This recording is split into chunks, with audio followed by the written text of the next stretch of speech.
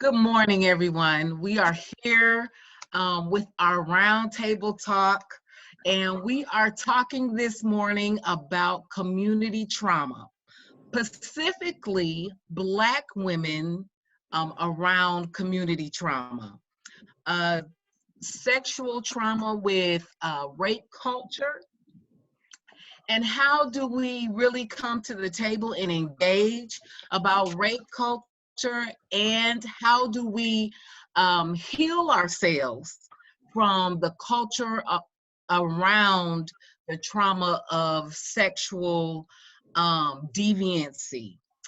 We have with us today Ayanna Tillman and Colette Haywood, and a very special guest, Dr. Georgine Best from Clark, Atlanta. And we are going to have her introduce herself a little bit and tell us about yourself, Dr. Best. Okay. I am the interim chair of the Department of English and Modern Languages at Clark Atlanta University. My research focuses on Ifa, which is the African spiritual tradition, and how it's manifested and made and referenced in African diaspora literature. And also, I am one who has experienced sexual trauma that had a potentially devastating consequence on me. But I can fortunately say that I am healing. I don't know that one ever completely heals from that, but it all begins with the acknowledgement that it occurred and that we begin to do the work towards healing ourselves. Sure. Yes, very good. I think that one of the good things about this table talk is that we are changing the narrative, that it's okay to come to the table and talk about sexual trauma if it happened.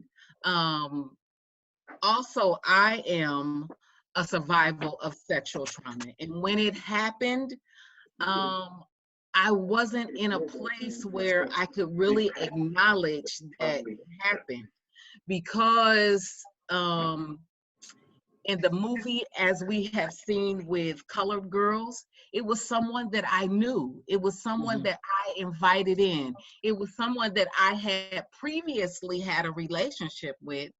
And we ended the relationship and were becoming friends again. And when we were becoming friends again, that's when the assault happened. And so I found myself really shut in and not being able to talk about it, not being able to share.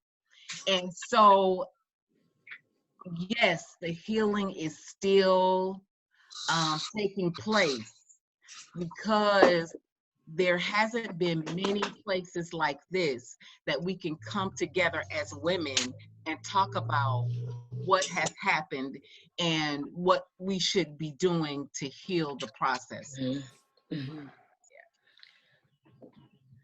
So I want to enter the conversation first to honor your stories and the art of storytelling and story linking, especially within the community of Black women who have endured and survived sexual trauma.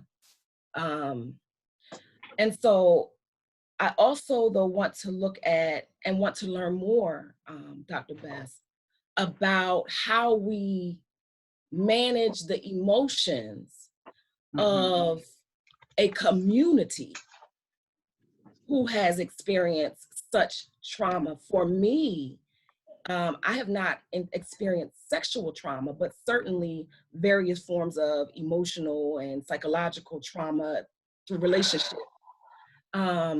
And just coming through adolescence into adulthood and awareness of what it is to endure trauma.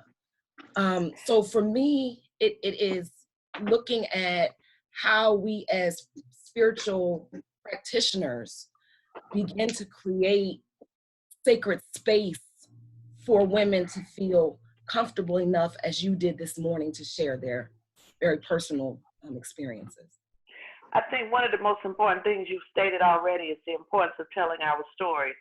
And as a literature person, for example, when Black women begin to tell our stories, through literature, by publishing, you know, through the writing, we were exacerbated by Black male writers and by Black men who said that we were violating the community by telling our stories. Alice Walker, for example, was almost hogtied, right, in terms of all of the pushback that she got from telling a story, The Color Purple, which was actually based on many true events. So when that happens in a fictional world, with writers who are writing about a fictional world, the message to us then is that we can't tell these stories because the pushback would be against us. But we can't be concerned about that. We have to tell our stories. And I think that every Black person has been traumatized, whether sexually, mentally, emotionally, and that we all need to be on a couch somewhere. We need to have community meetings where that are moderated by therapists to help us through this. I consider myself a survivor. I don't just say that I've experienced it. I live in my survivorship. So I don't refer to myself as a victim, because to me, even saying that perpetuates the victimhood. So I consider myself a survivor. But one of the things I do notice, Dr. Bess, is that when women do tell their stories, and it could be Bill Cosby, it could be R. Kelly, even as recent as Gayle King asking a question about what happened with Kobe Bryant. People got upset when she asked a question about something that we know happened, not accusing him of anything. So even to raise the question, there's an attack that occurs. And I think that our trauma, like you said, is so deep rooted that you can't even ask a question. Like we don't understand the ways that we're traumatized and how that traumatization occurs when you try to mimic the behavior of your oppressor. So if you think about, like, we use that term patriarchy so freely without pausing to understand what that really means. It's almost become a catchphrase. But what patriarchy starts with, and this is for all women, not just Black women, we just happen to feel it worse, is the policing of women's bodies, where our bodies and our sexuality, because we bear children, because we're magical, we're magical, we create life, they have to police that. The only way that a man can fully know whether or not he is the father of a child is if he trusts a woman or if he controls a woman. And unfortunately, patriarchy says that he has to control her instead of building a relationship on mutual love, respect, and trust. And it all stems from that. So part of that control in the Black community is controlling our narrative. And unfortunately for us, women have become as much the oppressor as men are, if not more so. Because we so devalue Black and brown bodies, and we have internalized that we don't value the Black and brown bodies of our sisters. And while we talk about sisterhood, we really don't know what that means. We use that term so loosely. If we really value sisterhood, then anytime a sister says I'm hurt, then we feel her hurt and we are there for her, as opposed to passing judgment on her and passing names to call her. Exactly.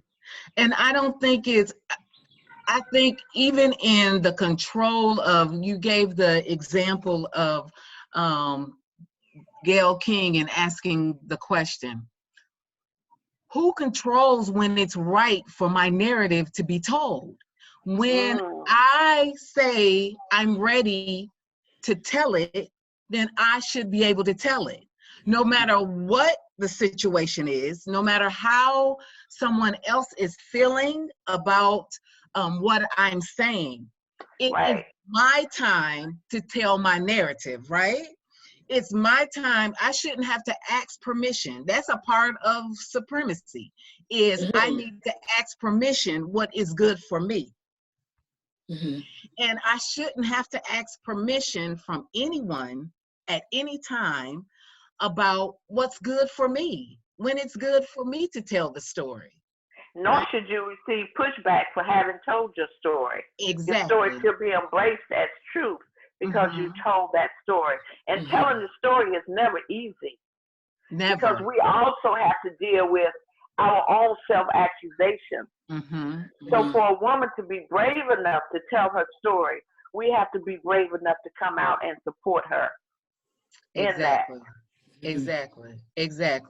If we're going to, sisterhood helps take each other off the cross, but we have to also be there to catch us as we're coming off the cross, you know? Absolutely. And, it's not an easy task. And we get so much pushback from women and men when we're trying to take ourselves off the cross.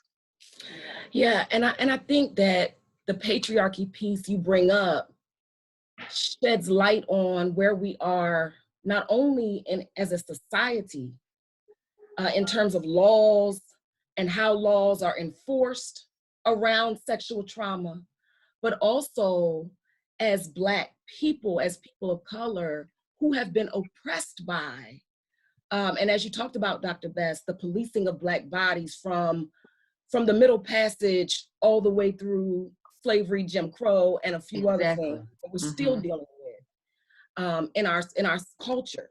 And so I think what happens is there is a transference from the oppressor to the Black psyche that says that somehow this form of punishment or this form of a trauma is a rite of passage into womanhood or into beingness as woman. And I think there has been a lot of demonization of the divine feminine, which further encroaches upon the woman's ability to rise up from such trauma. And find power in community, be it public lament, be it, as you said, being able to sit in an environment with professional, practitioners who are skilled and trained to house such pain.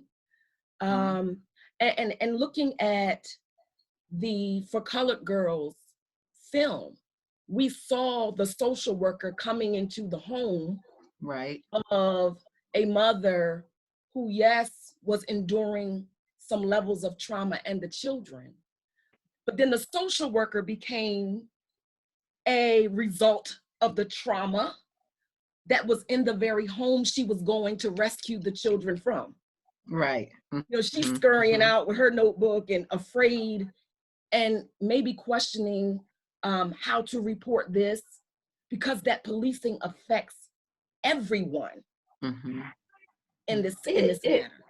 It does, because even when he kicks her out, he does what we're referring to as if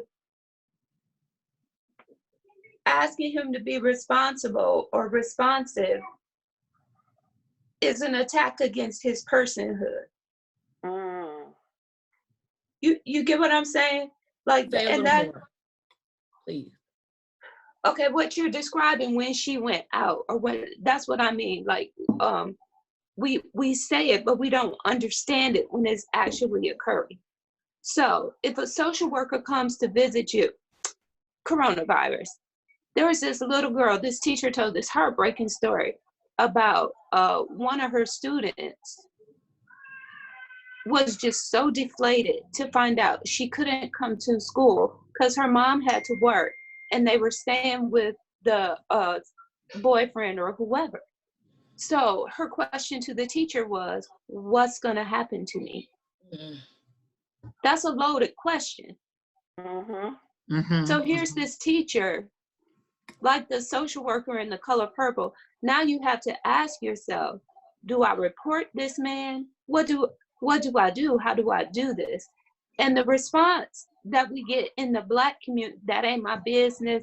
You don't know. These kids are fat. Like, it's just, we come up with reason after reason, even when we know it's true.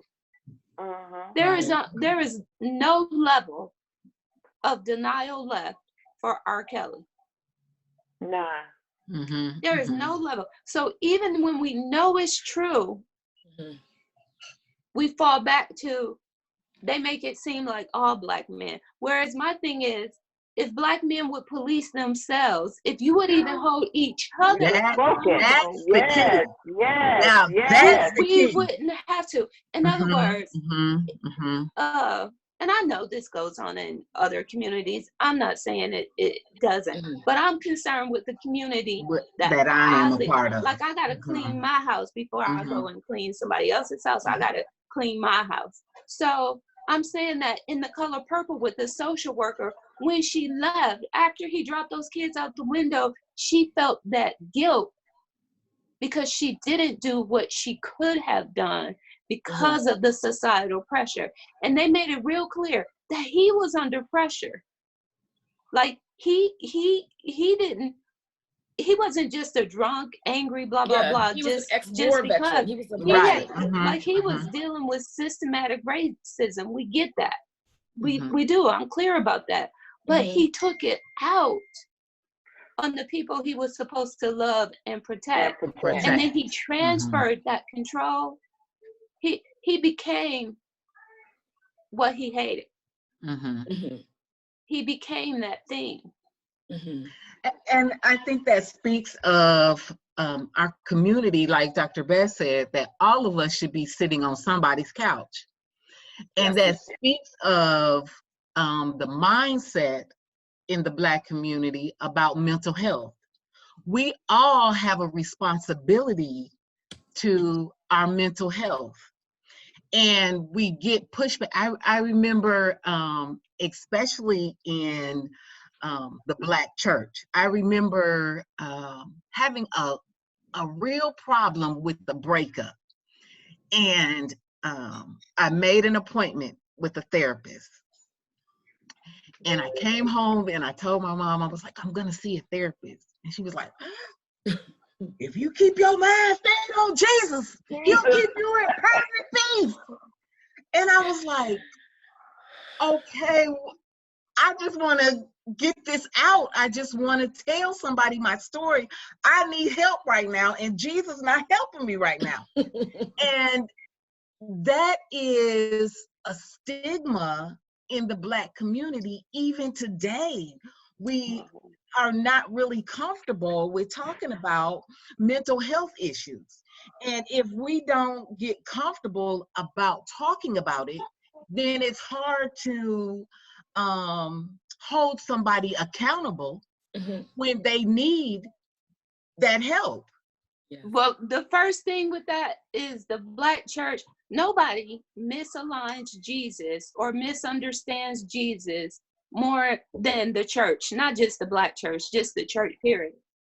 We tend to forget that Jesus was a revolutionary, Jesus was a spiritualist, and we make it seem like Jesus didn't even have a Bible. So all that stuff, like, we make it seem like Christianity stopped and started with the Gospels and the New Testament. And to me, this is, well, of course it's me speaking, like, there is no bigger failure in how we limit Jesus or our understanding of Christianity, which really has more, speaks more to patriarchy than it does true spirituality, which is why African spirituality, I believe, is making a comeback, because Jesus actually taught. There was Christianity before Jesus, so the spirituality or the principles that Jesus taught predate what we teach in the Christian church. Like that y'all just off the mark. When I say y'all, I'm talking about the church. And Dr. Bess, you understand what I'm trying to say. You might be able to say it better than me, but we don't go deep enough with Jesus. No. And one of the beautiful things about EFI is the importance of balance and the recognition that you cannot have, that male cannot be supreme over the female, because to do so creates an imbalance. But even with that, it has been so impacted by patriarchy also. Intozaki Shange wrote, where there's woman, there's magic. And we know that during our menstrual cycles is when we are most powerful spiritually, right? Because now we are connected to the cosmic universe. But also, though, in some spiritual traditions, a woman can't appear before her shrine during her menstrual cycle. And I think that becomes that becomes a patriarchal way of controlling a woman and labeling her as unclean, when this is something that her body does naturally. To purify and cleanse itself. We are in our cleansing moment. And we are also powerful because we are connected. Exactly. But yet we have someone telling us that because we are unclean, we can't come before the shrine. You better come Which means that men can go before the shrine anytime, but a woman can't. That's also then a violation of the balance. Because to say that one can all the time and the other can't some of the time, that's a problem.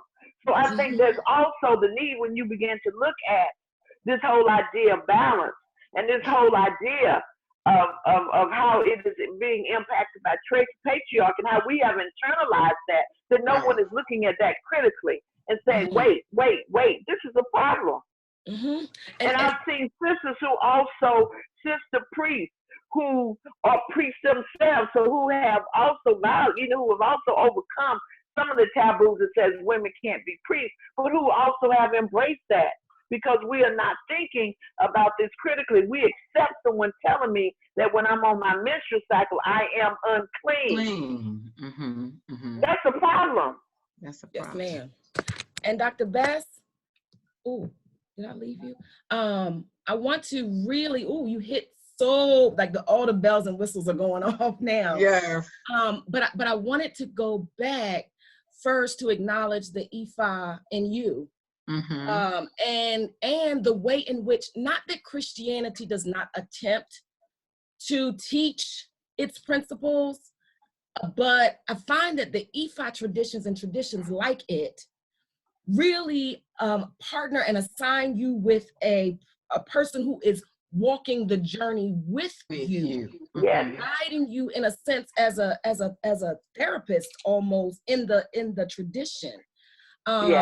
Which as you spoke took me back to the character Alice in For Colored Girls. Yes. The Whoopi Goldberg character in the all white, who was, Elohim, and but what I as I look deeper into her character, here she was trying to balance her trauma, because as I read deeper into the character, she had been a victim herself, of the sexual assault of the white man who her children were the products of.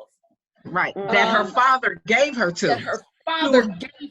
To have children that don't look like her. There you are. So you're dealing with this deep embedded trauma, but also her struggle to use spirituality to try to balance and alleviate that trauma. And I find that in the Black church in particular, many times that leadership, that trust to have someone walk with you is compromised even further. Yes. The very trauma the person is being sent to them. So as the traditional Black church, how do we begin to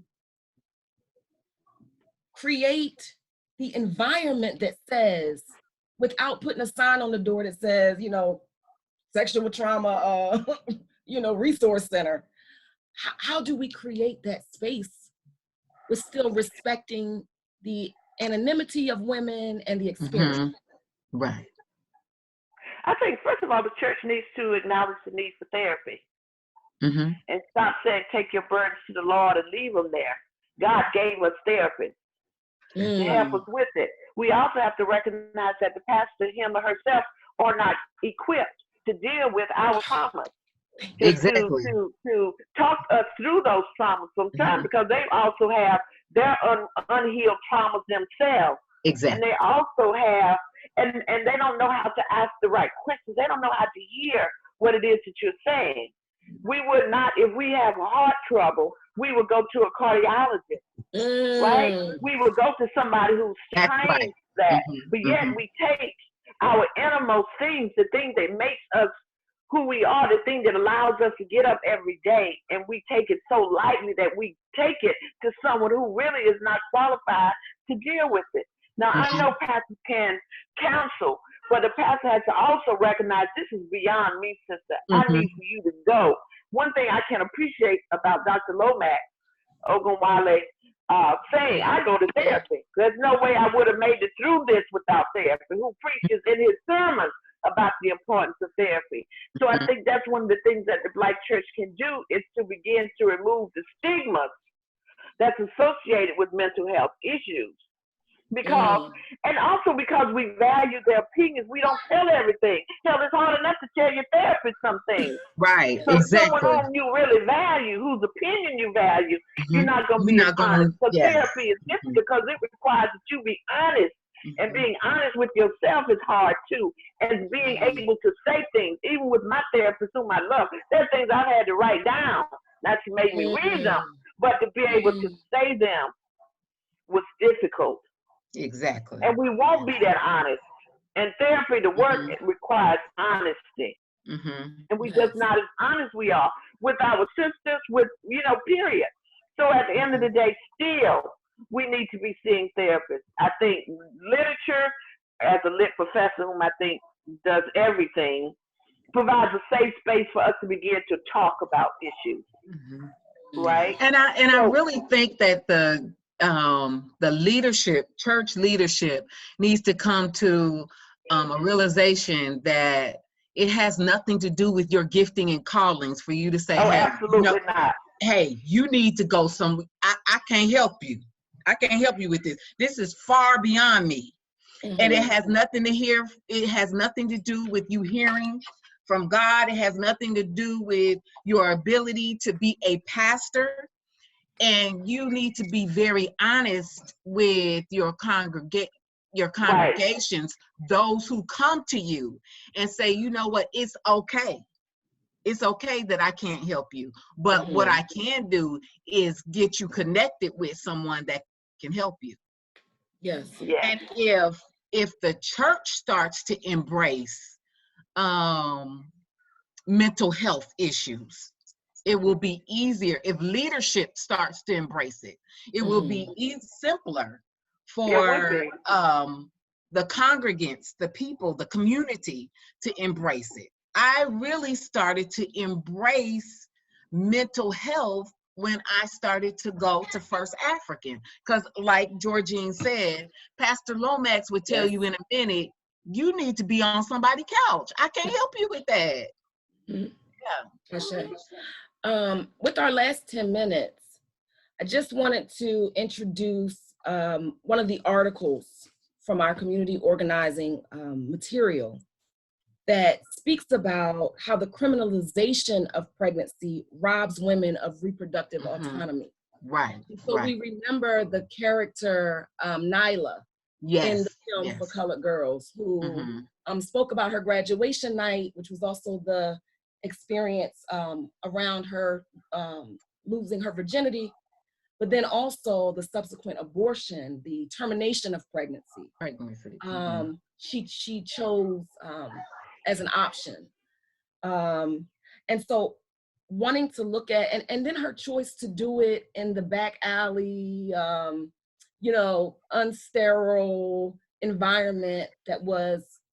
Well, I really don't think that was a choice.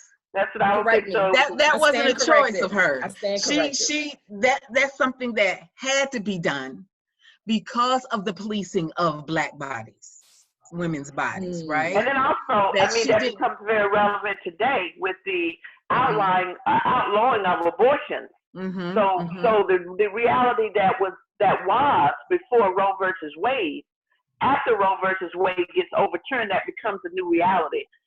So it really wasn't a choice. And even when we're talking about choice, to have an abortion, sometimes we say it's a choice, but oftentimes it really isn't a choice to have or not have a baby. Circumstances sometimes dictate that.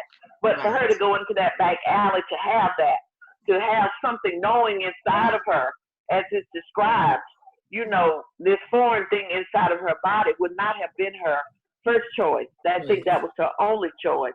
Was to go to that back alley. Her not choice, her only option. That was her to go only to that option. back. So Dr. Bess, would you just talk a little bit more about the difference between, because I'm trying to just make sense of it fully, the difference between the option and the choice in terms of this psychological effect? Well, I think that choice is when you really have two equally A, B, or C. Yeah. Options. Right? Yes. And one is no more devastating than the other. One is no more consequential than the other. It's when you have a choice. Right? So you think about, you know, we talk about enslavement. Africans didn't have a choice about coming, and we did not have the choice to come. We were forcibly brought here. But you think about the Irish and the potato famine, they say they had a choice to come, but when the economy is tanked, did they really have a choice but to leave in order to have a life, right? So when we begin to talk about choices, we don't always have real, true choices. We don't have real options. Understood. Yes. You see what I'm saying? Yes. So we use that word choice very lightly. Yes. When sometimes circumstances dictate what it is that I do. You know, even today, you know, we don't with COVID-19. You know, folks who don't get paid if they don't go to work, they don't have a choice. We don't have a choice. Exactly. To stay home. They got to go out I and don't work. have a They choice got to stay home. Right. Exactly. Right. You had the choice because you said, you know what, I could take a day. Yes, ma'am. That's you know what I'm saying? Yes. But we don't have. Everybody doesn't have that option. Have a choice, right? Exactly. So we don't have that choice, and so that's what I mean by choice. Not having choice means you got a viable option. When I was accepted in the PhD program, I had the option of going to teach at the University of Kenya or going to Maryland. Right? Those were choices. I didn't have a choice. It would not have been a choice if I had the opportunity to go to the University of Maryland, but I didn't have any money to go. So that wasn't a matter of me choosing to not go to the University of Maryland, right? That was just circumstances saying you can't go because you don't have the money. But fortunately, I had the fellowship, so I could go. So I had two equal choices, any, meeny, miny, mo. Okay, right. Understood. Thank you for clarifying that. With our last, I just want to peruse through the article a bit and just pull a few quotes or a few passages or pieces that stood out for me as relative to our conversation and dialogue around For Colored Girls. And if you have, I've been taking notes. Good. So you have some. Let me yield to you all and what you may have found that stood out for you in the article. Really what stood out for me in the article is that the law that really was supposed to protect women while they were pregnant is now being turned and not just in policing the body, right? If someone, the law was meant to be, if I'm pregnant and someone endangers me and then endangers my baby, then they should be prosecuted. But that law has changed and said, if I do something that my body is being policed, If I choose not to have a cesarean section, if the doctor says you need a cesarean section, and I say, no, I want natural birth, let the baby come as, and if God does what God needs to do, then I'm okay with that. Then you can put me in prison. If I have a substance abuse as a Black woman, if I have a substance abuse problem, and something happens with the baby, you can then in turn secretly, because I'm going to the doctor, and that should be confidential, right, between me and my doctor. The doctor then goes to 2 minutes. The doctor, the police department, and then that becomes a problem too. Then I'm deemed criminal too. So I just see a whole entire problem with the policing of Black women's bodies. Yes, and one thing this article said was that on page S19, laws previously understood to protect pregnant women from domestic violence during pregnancy, right, such as fetal protection laws, now serve as vehicles for prosecuting pregnant women. Exactly. Well, and this is happening. But that's what I'm saying. Like when we say patriarchy and we talk about policing Black women's body, because the only 1 minute value that Black women's body holds is the production of workers. Like if you think about slavery, our bodies were policed in terms of case in point, historically speaking, the real reason, You have 30 seconds and it's gonna. The real reason that the transatlantic slave trade stopped is because Black women were having more babies here. So the policing with our bodies starts from there, because the children that we have become slaves. Right. And at this point, they don't even care about the value that we have when we're born. They don't care about that. But it's been so institutionalized that we're a problem now